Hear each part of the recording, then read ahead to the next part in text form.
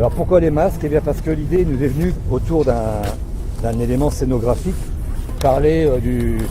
d'un élément important de notre humanité, qui est la diversité des peuples qui constituent notre planète. Quoi de mieux pour parler de ça que d'organiser toute une création autour d'un drapeau qui est fédérateur, qui est un drapeau qui est malheureusement mal connu parce que c'est le drapeau du monde. Et c'est un drapeau qui a été réalisé à l'initiative d'un groupe de journalistes internationaux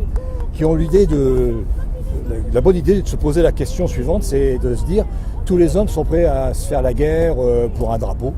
pour une identité nationale, mais l'humanité tout entière n'a pas été en mesure de pouvoir se fédérer autour d'un seul et même drapeau qui parlerait plutôt en termes de paix et de respect de l'environnement.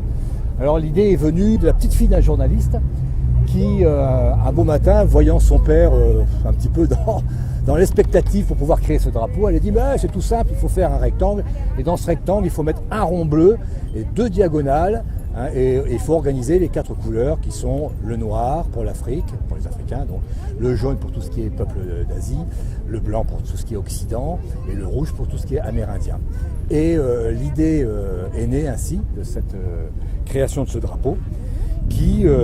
a été officialisé et qui malheureusement n'est pas très connu, alors que c'est un drapeau qui représente toute l'humanité. Alors ici autour de ce jardin, on a organisé bien sûr les 4 couleurs de l'humanité, mais aussi on a fait travailler autour de ce projet des dizaines et des dizaines d'enfants dans différentes écoles de tout le sud de la France. Et ces gamins de toute nationalité, parce que le sud est réputé pour un grand brassage de population,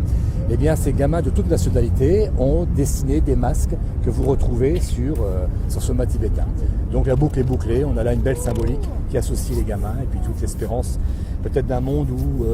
pourquoi pas, on pourrait un peu mieux s'apprécier et un peu mieux mélanger les cultures et puis les familles humaines. Voilà, c'est le jardin des masques.